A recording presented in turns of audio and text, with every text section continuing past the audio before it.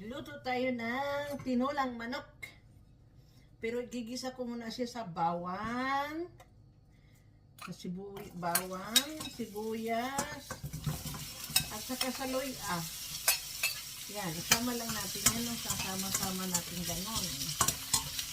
Tapos, ilagay na natin yung ating manok. Diba mga anak?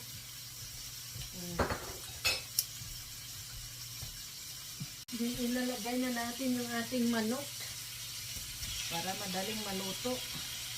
Ito luto na to eh, kaya isasali ko na lang ito mamaya. Ayan.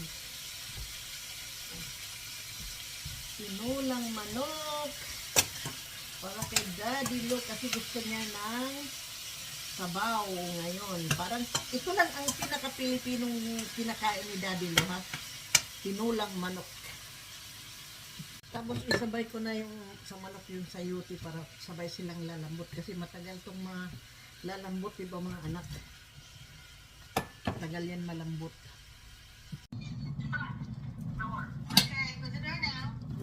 Ayan, kumukulo na ng todo yung ating tinulang manok. Tinulang manok.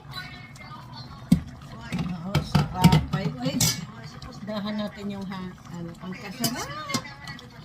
Ayan ang tinulang manok. Kasarap-sarap mga anak. Oh. Ano'y natin, palambutin pa natin yung sayuti.